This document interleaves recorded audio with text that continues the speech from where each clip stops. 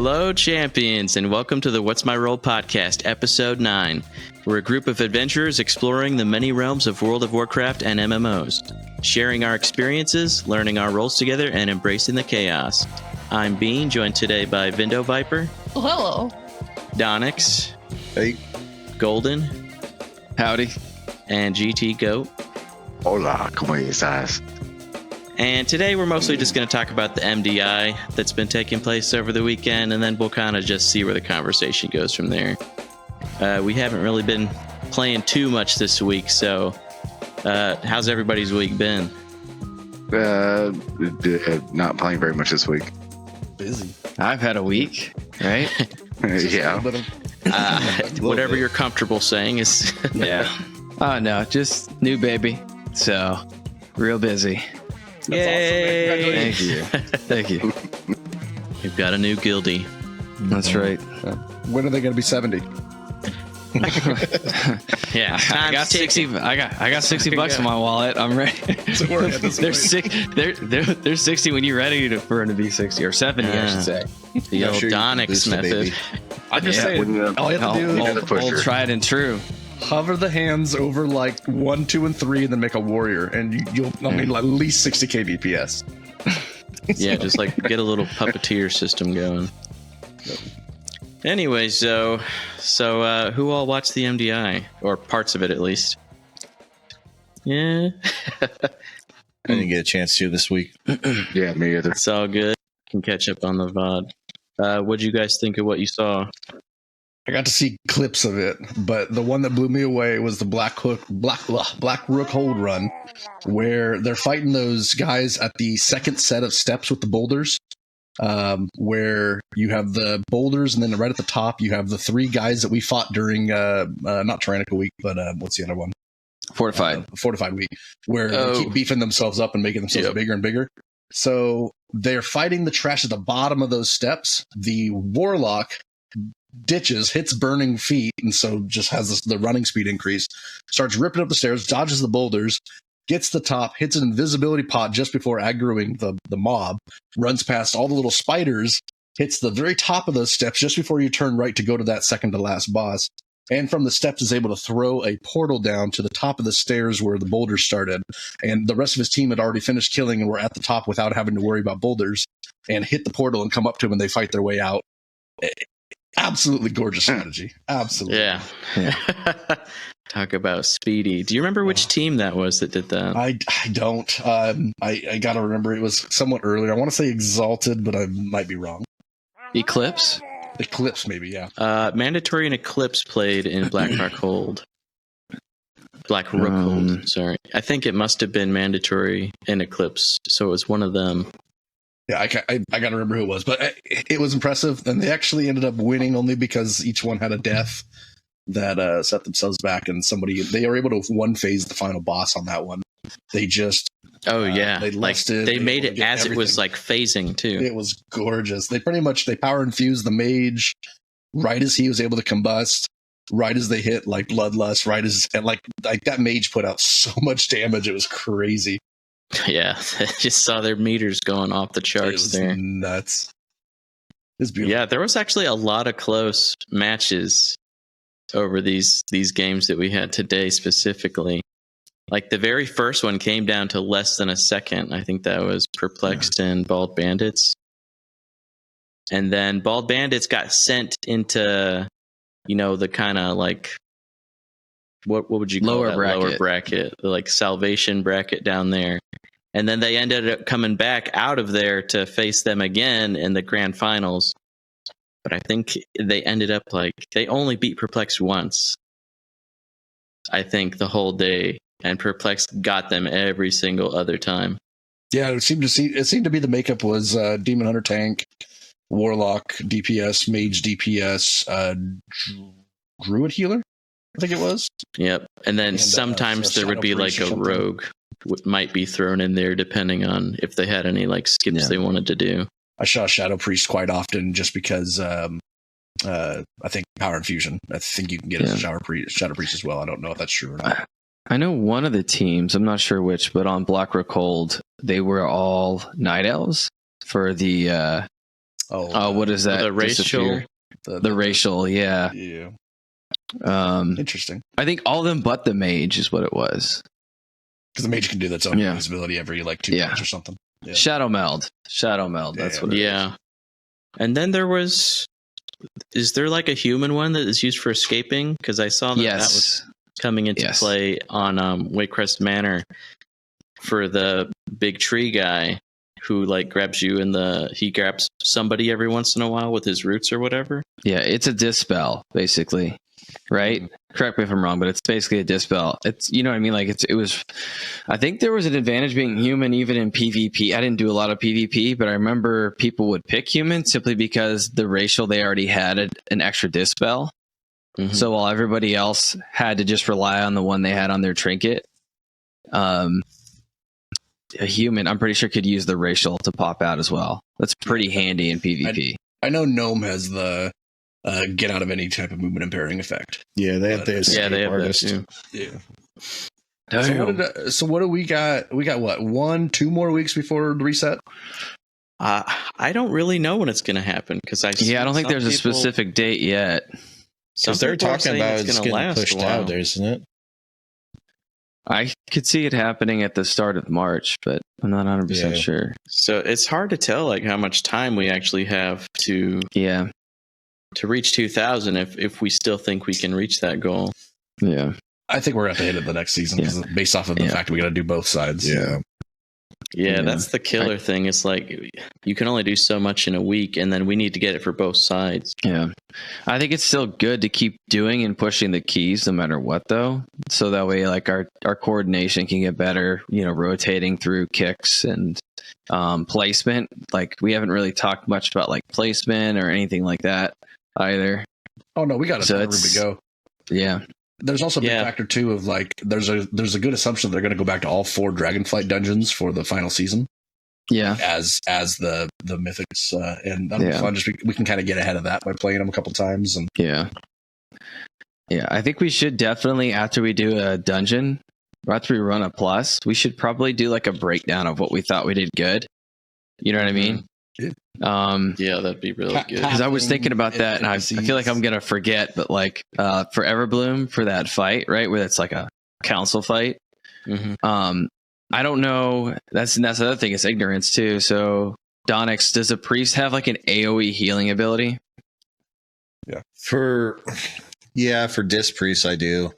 It's not really like AOE. Not a placement, though? It's not like a placement? No, it's not a placement. Oh. It heals the 4 lowest health people in the group. Oh, gotcha. Okay. Never mind. Yeah, I was thinking just like, I was trying to brainstorm yesterday, like thinking about what we could have done a little different, like using defensives before that one spell pops, all that. Yeah, exactly. But yeah, I've been spending a lot of time thinking about that too, because I know that was really messing it up. Well, for context, we were doing Elder Bloom. What was it plus 11? 12. Plus 12, yeah. Plus 12. So we're doing Everbloom plus 12 on Fortified. And no, it was Tyrannical. No, it's Tyrannical. And what were the other ones that we were dealing with? Storming? Was it tornadoes? Yeah. Yes, it was. So it was Tyrannical and Storming, and we were getting our asses kicked pretty bad. And it was especially hard for me being like, I have this really good single target damage with my Assassin Rogue, but I couldn't get my rotation going because I'd have to keep stepping away from the boss. So it was really ruining the DPS I was doing. And it was just really rough for us to get through that. So in that fight, I think a druid healer would be better than me as a disc healer because preempt.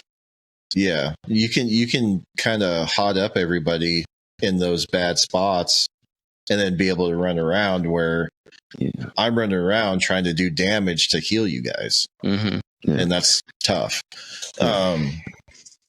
If I'm not doing that, then I gotta stand still and spam heal you guys. Yeah, I think I noticed there were things that I could have done better too. So I was doing my rotation, but the problem was I wasn't slowing down my rotation. to certain points to heal. For instance, once it gets ready to cast that ability that forms a pool of like gunk under everybody's feet, I should be slowing down and not popping my healing ability, right? Because it's based on damage I took in the last 6 seconds. So it's not going to be so I'm helpful to right. use it. So I'm burning and turning through my rotation when I should slow down because I know that's coming, and then immediately pop my heal right after I take that damage. So there's definitely things that I can do better as far as my healing rotation and timing it with certain things. And I hadn't really thought about it that much. I mean, I used offensives, but I've never really altered my rotation to I don't know how to explain it. It's different. Yeah, it was a little bit of a wall we were hitting, and all of us can obviously learn a little bit more about ourselves and our class when we run into those situations, because I think we were definitely geared enough to do that. We were, and because we beat every other boss the first try. Yeah, and I know I need to get better about my own defensive cooldowns and using them before I'm getting really bad. And it was a lot for me to try and do that, and at the same time trying to get off as much of my rotation as I could before I had to inevitably run away from the boss. I think maybe what I could do is, because I do have a little bit of reach, maybe for my first time on it, I could try and get my full rotation and move just far enough to one side to where I can go to the other side and still have a little bit of space to stand. So that might be some that's just like a duh kind of thing. Like, why didn't I try that? Does your rotation have a, like, you have to stay on a single target for it, or can you, like, if you're halfway through your rotation and there's another target right next to you, could you transition and then continue your rotation and still put out the same DPS, or does it require like it requires the target that I'm on? When I'm doing my whole like really hard hitting Kingsbane, because whenever I switch to another target, I'm not getting my little timers and stuff anymore. So it sucks if I have to switch targets. Because, that would be a good thing, is just kind of like run to the other guy and slap him for a bit. But I think the way that the Kingsbane works is the more poisons I have applied to the target, the more damage it's pumping out. So if I have to switch targets in the middle of it, all those poisons that I'm slapping on this one guy are not going to be on the other dude. How long is your Kingsbane window? I want to say 14 seconds. Yeah, 14 seconds. Yeah, 45-second cooldown, 14 seconds, and every poison you put on it increases 15%. Yeah, and it's like when I'm using it, I have a bunch of build up to it, right? Where I'm like, I got to hit the specific rotation where I'm putting all my poisons on as much as I can, and then I want to be smacking him the whole time Kingsbane's going. I might have a really ignorant question here. When I pull aggro, do I pull you out of stealth? Like when I hit enemies and we're now in combat, does it yank you out of stealth? No, my stealth ends when I attack. Okay. But like I've mentioned before, which it slows us down, but if I don't get a break in between encounters, I don't get to re-enter stealth without using like Vanish or something, or Shadow Step. And then you lose damage. So that kind of throws off me doing my maximum damage. But usually when we're just facing trash, it's not so bad. But I definitely want to be in stealth if we're like going to fight a boss or something to get like the optimum damage that I can get off, Right. So I feel like a big part of why we were having trouble with that dungeon was me specifically, and how I wasn't really able to adapt to it as well as I should have, I think. I mean, the DPS wasn't bad. Like, if you look at the DPS meters for that boss, they're not bad. I mean, you're not as high as, when you do your optimal rotation. Yeah. The big thing that was killing us in that was just the survivability. And again, I might have to figure out a way to rework my spec, but I can't pump out that much AoE heals or multiple target heals to keep us through that. I mean, it was just Yeah, and I do have other defensives that I could have been popping that I realized I wasn't really utilizing. So I definitely could have made your life easier in that respect too. So I mean, it's all learning. I mean, we're Yeah. figuring it out. That was just, that was our first 12. yes. The first 12, and every other boss Yeah. felt like it was within tolerance. That was the only one that just felt like. Oh, the other bosses went great. Yeah. And I think it had just more to do with, I'll bet you there's a lot more damage we couldn't be taking by like just making sure you never get hit by those little bombs, the acid bombs that get thrown out. Mhm. I think there's I think if you dedicate like one person, like I think my cooldown is enough to just keep silencing that heal cast that it did. And then if you and like Aspen were to focus on The other attack that she interrupting, throws out. the little one, the other interruptible, that's not a big deal, but it is at least minimizing damage output. So Yeah, I mean that'd probably be better because a few times I was not able to hit the kick because I had to run you gotta away. run away. Yeah, Yeah. yeah, I get it. So yeah, it's a learning experience, and I don't think any of us are salty or mad or anything. We all want to learn and get better. So I am. That being, I cried for at least 30 minutes after that. Yeah, it's that terrible. being said, though, like now that we're pushing kind of higher keys, how do you guys feel about our group composition? Honestly, the rest of that 12, aside from that boss, like I felt we were just killing it. Like we even accidentally pulled mobs on the boss after that, and we're like, oh, whatever, no big deal. Like, yeah, Yeah. it wasn't. I'm happy with it. I think it's easy to look at because I'm sure you guys have felt this too. But you watch the MDI and you see how well those comps work together. But then you have to remind yourself that this is for like not just clearing. This is like Oh, they're- record-setting time. Yeah. So Well, they're you doing don't 12 need minutes. We don't need a comp that's used to set a record to beat the keys that we're in. But And- I was sitting there like, damn. Like, yeah. oh, that'd be so Yeah. good to have, No, you and then know? the crazy part, dude, you got to think about it, they're in like plus 23s. Yeah. And so they're fighting shit that's like almost twice as much health that we're fighting. Yep. Yeah, They're just, I mean, don't be wrong, their gear's crazy. In fact, I think it was, who's the one that we were talking about, the E, Unexalted. My brain's freezing. talking about the teams. Yeah, the team. Eclipse? Eclipse. Oh, Eclipse is currently like the top pushing mythic. Like they're at like 20 or like 25s or 28s or something like that. Like they're Oh, they're was the it highest pushing people. I thought I heard during the podcast or during the Somebody today actually broke a record. Somebody did a 32, 33, might have been 32 Waycrest Manor. that's Whoa. I saw that pop up on my feed. imagine pulling Yeah. that stupid boss with the servants. No, Oh yeah, assholes. No. Jeez. You said nope. So I mean, we're obviously gear would help us a lot because it just makes things easier. yeah. But I don't see any reason why when season 4 Yeah. comes out, if it does. It would feel really good though to go back to Everbloom and take what we just talked about and like fix it, and then realize we didn't just need an eye level to like burn through it and save us. Like I'm really hoping we have that. I mean, we obviously got it eventually, so it's Yeah. not like it's not doable. We just needed to make No. sure we execute that every time. Yeah.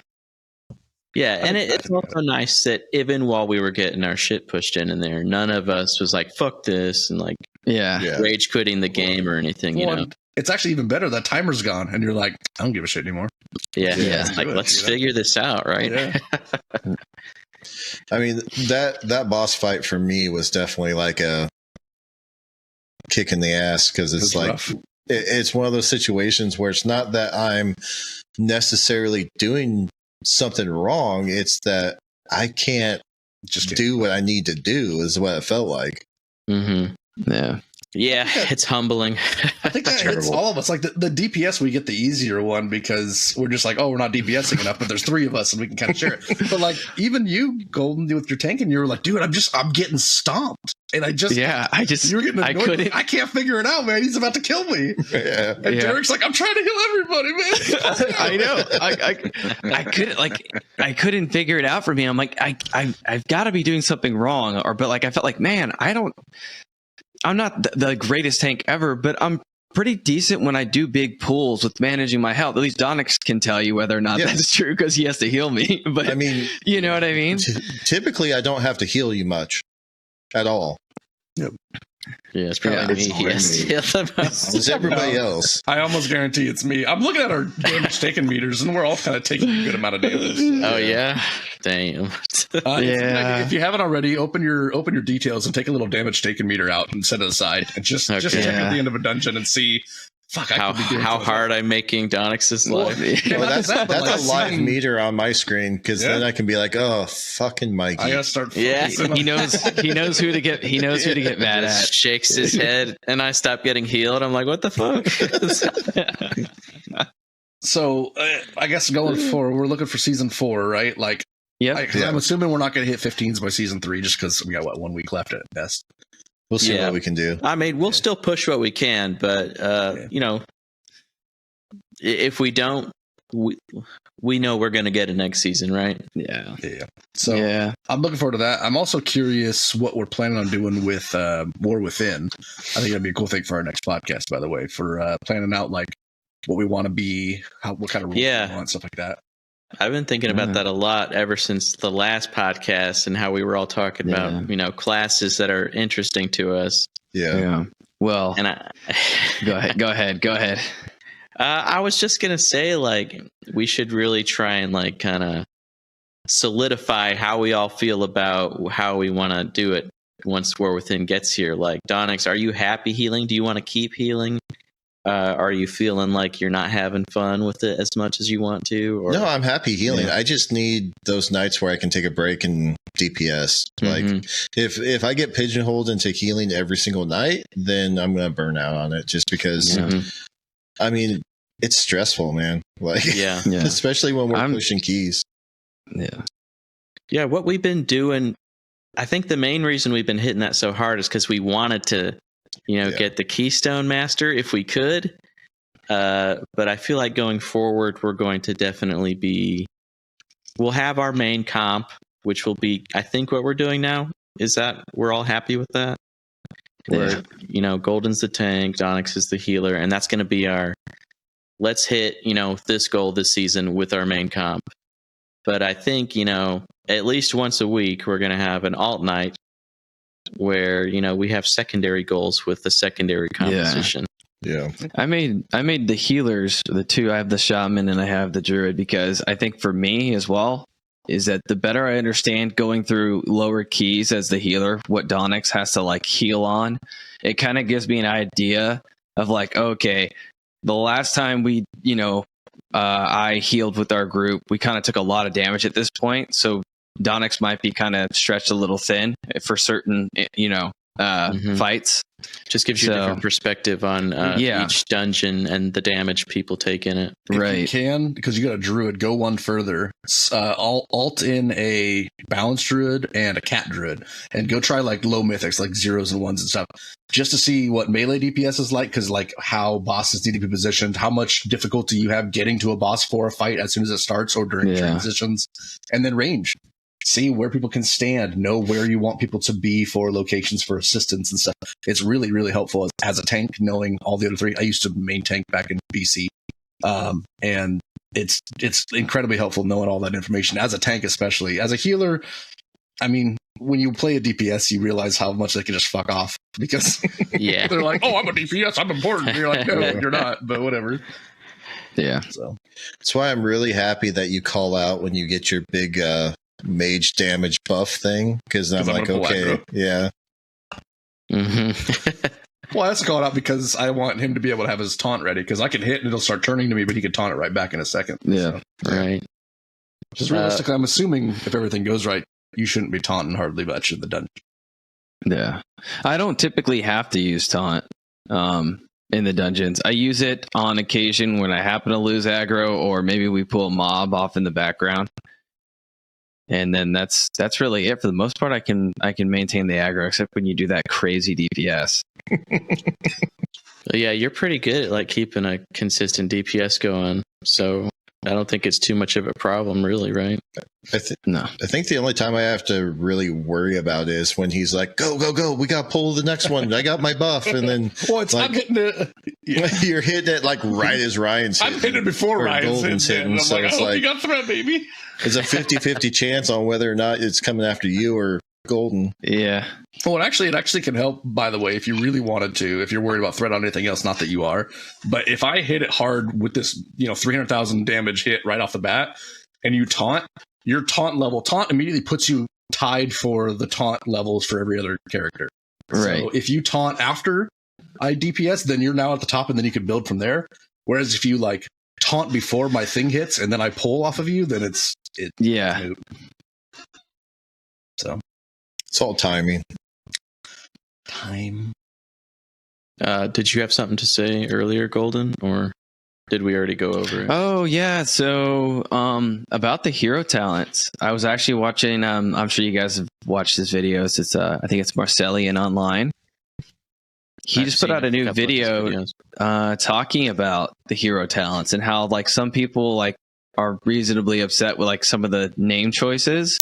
I don't know if it was Hellraiser or Hellcaster or whatever the name is, but like he pointed out like hell is not a thing in World of Warcraft. Why do we have Dark Rangers, or I think is what it is, like Sylvanas, that are in line with the lore, and then we have names that have like ideologic like meaning behind them that don't exist in the world that it's in. But warlocks have hellfire and stuff like Yeah. that. It's all that's true. Just idea. I don't know. I'm not saying that I care personally, but I'm saying they just kind of brought up like, I guess people were looking forward to seeing certain types of characters that they like to play as, or they RP as, or they whatever as options, I think is really what it was. Yeah. I see. Warlock has Hellcaller. Hellcaller, right? Yeah, or but they have Hellfire. Oracle Priest. But yet there's no such, or there's not really anyone in World of Warcraft that's ever referred to as an Oracle Priest. Oh, so they're like that type of stuff. Yes. It's not to what? Oh, I got you. It's not like fitting the lore is what they're kind of concerned with. The problem is like not every class has some kind of special thing that another like super person in the lore has. Yeah, I expect like shamans to be all the names they've given. What's his nuts? Not Thrall. Yeah, like all the Thrall names they've given him over the years being a shaman. I bet you Stormbringer, Farseer, and all that Totemic type are going of to stuff. be. Yeah, they're all something. Yeah, the only thing I've really seen people kind of complaining about is because the whole idea behind the hero talents is more like the class fantasy kind of stuff that people wanted. Yeah. Mm-hmm. But I've seen people complaining about like inevitably there's going to be a meta for it, and people they don't want to feel forced to choose the best, hero talent tree over what they really just want is some more flavor for their character ultimately. Yeah.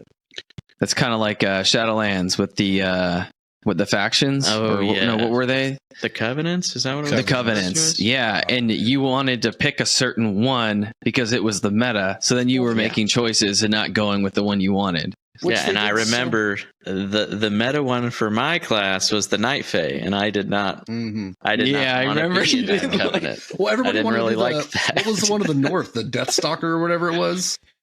Which the one up north, like in the warfighting world? Yes. Like yes. Not the vampires and Maldraxxus? Yes, Maldraxxus. Yes. Everybody wanted that, but like none of the class skills were good there. Yeah, I played it in Holy DK and shit. Yeah, So I played it in Holy DK, I made one, and then I chose that Covenant simply because it was the meta. Yeah. I did like how they updated their talent trees later on when they came into Dragonflight, where it's pretty much all those little skills were in the talent tree somewhere, which is pretty awesome. Yeah. Well, and going back to like what you were saying with the hero talents, like that's not to say that they wouldn't put some kind of lore into the game that kind of talks about this stuff. I mean, I don't know. I don't get why people would get butthurt about it. It's just weird. Yeah. People love to complain. It's like, oh, you're giving us this thing that we've been wanting that kind of specializes our characters, but I don't like how they're named. There's no Hellcallers. I don't like the name. Wow. Hell. Stop bringing religion into my game. It's like, where's the lore behind Oracle? WoW is satanic now, Fucking guys. make it. You literally go to hell in one of the fucking dungeons in Legion, where you actually have to like talk to Hellia and like let me out. Mm. I don't know, with the way that WoW's going right now, like there's very little to bitch about. Like they should just be happy that they're putting this new system that's going to give us more customization. Like don't try to find shit to bitch about. Well, my take on these hero classes is it seems like, well, you guys played a little bit classic, right? Where as soon as you got your talent trees, you had 3 trees and you could point anyone into them. So you could put 10, 10, and 10 if you really wanted to. Yeah. It wouldn't really be useful because the farther down the tree you got, the better. What this looks like, for instance, I'm looking at mage, there's a frostfire one. So if you're either fire or frost mage, you can go this tree and it kind of helps you blend the lines between them. And so you can kind of now play both of them if you want to. So it kind of seems that's like pretty cool. Yeah, it seems like that older school, like, hey, you're a prot druid, so you're a bear, but here's a little bit of like balance skills into it, or here's a little bit of restoration skills into it, so that way you can kind of cross class a little bit, which I like actually. I like. Well, yeah, it's always good to have more like customization and then that allows for like theory crafting and like people kind of coming up with their own cool combos and ideas for builds and stuff. Well, and from what I understand, like with the Oracle one for Priest, I haven't looked into it much, but it sounds like they're it's a way to tune it into more of a support, kind of like the Evoker augmentation. Yeah. So it's giving you more ways to play your class. Like, who can be mad at that? It's actually doing weird things too, like it's getting rid of power infusion. Yeah, that specific one, but it replaces it with premonition, and that gives you the ability to cast a spell on something. And depending on the 3 things, you either increase your target's healing received by 25%, increase their magic damage dealt by 10%, or increase their physical damage dealt, depending on who you cast it on. So instead of power infusing just like haste, you're beasting the tank so you can help keep them up, or you're beasting. It's more like specific to who it's being cast upon. Yeah, and then things like premonition has a low chance to class clairvoyance, and clairvoyance grants a target and 2 other nearby allies all the effects of premonition with double effectiveness, and like little proc things and stuff on your tree. So there's procs in there. That's fun. Yeah, it looks fun. We love procs. All right, what did you learn today, Goat? Completely lost. There's some proxy thingies we got to work on. Tell me one thing you learned today before class is put out a session here. Yeah, it is more so just listening to y'all talk. Like I said, the higher up dungeons, I'm kind of dreading. Yeah. Well, I mean, we're going to be restarting kind of here, so. I know, but it's still it'll be less. Because every time I get on, it doesn't feel like I'm dragging everybody down, but it feels like Donnix is having to like spend more time on me because you're just dragging Donnix. You're learning. I haven't learned how to back off at certain times. And like, it's not even things you can back off from, though, bro. Like your gear's just so below ours that you're just getting like creamed by these bad guys. Really, it's not fair for us to drag you into something that you're not ready for. Yeah, we're bad friends. We're assholes. Okay, I got an 11 the other day, but what? When did you? Yeah, I popped it. It was from the vault. Yeah, the vault thing. Oh, did we run him a 10? Oh. Did we carry him for a 10? Yeah, we did that one 10. Yeah, we carried him through a 10. We didn't time it though, right? We didn't time it. That's the one where we fell into the ditch and then we had to go. It was close though, wasn't it? It was close. So we almost timed it. No, like key though. And the big thing with that, like the mechanics in those fights, like if Mikey stands in something, I have probably 5 seconds to get something on him to save him. When you stand in one of those mechanics, it's like insta kill. Like he has no time to even save you.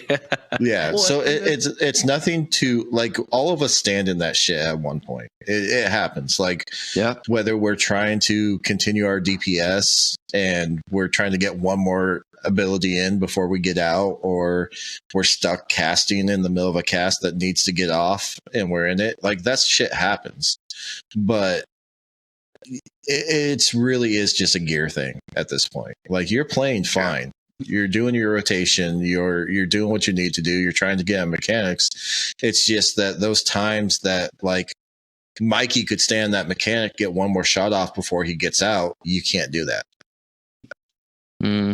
Yeah, there's been points Yeah, out but, running like- to the room with the boss and I'm just down. It's like shit. Yeah. As the seasons like reset and you Bring know up the new Donnix. expansion coming out, we're all going to be to square one with each other. So you'll be able to actually organically kind of grow with the group instead of being thrown into the deep end, kind of like you are right now. Yeah. Once we get your gear up, man, it's going to be a big difference. Like, especially as a DK, like you're going to have that armor, like a higher armor melee DPS, and you're going to be fine, dude. Yeah, I want to say I'm only like 440, something like that. Overall. Yeah. Like the rest of us are almost pushing 470. Yeah. Yep. We up there. But that's the podcast, everybody. Like, comment, subscribe, support the crew. Check us out on YouTube, TikTok, IG, Facebook. Join the Discord. Find us on Muradin Alliance in retail. And join the guild, Mythic Mafia Guild. We're friendly. We're learning. We're noobs. Come have fun with us. So thanks for tuning in, everybody. See you next week. Bye.